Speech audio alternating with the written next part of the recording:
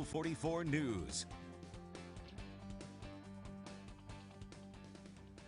At this place in history, we're in Berlin with Steve Perkins, Executive Director of the Vermont Historical Society. And Steve, I understand a widely known Vermont historian brings us here this week.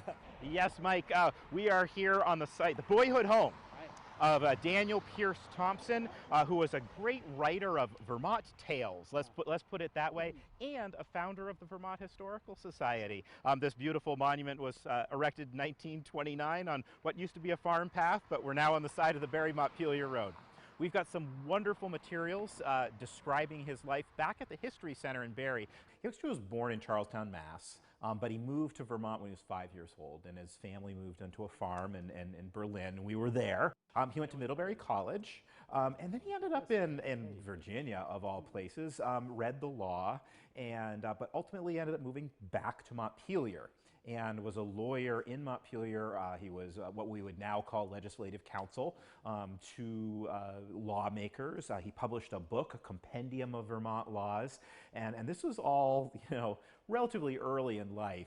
And then he really got involved in history and writing about history. One of the works he produced is likely going to be familiar to a lot of people because of how long it's been in print and how many editions it's gone through. The Green Mountain Boys.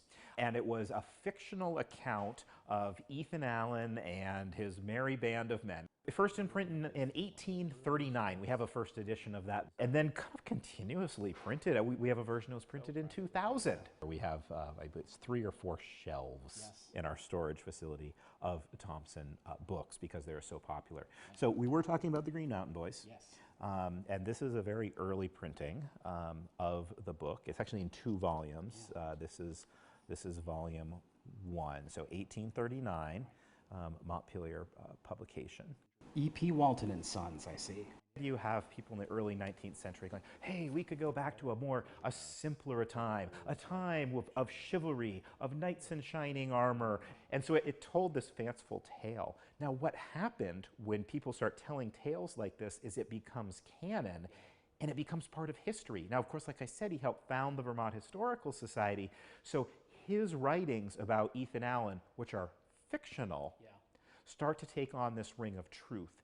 And that sticks with us for generations. And I mean, even now authors are still trying to say, these are real people, and they are more than one-sided characters. The term revisionist history probably has a negative connotation to most of us today, but there absolutely is a need for the concept to exist and for a context exactly like this. Yeah, we're reconsidering history.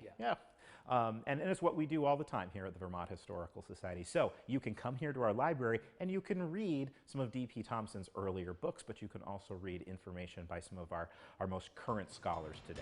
A writer's romanticized version of Vermont's early years at this place in history. Local news that matters on Local 44.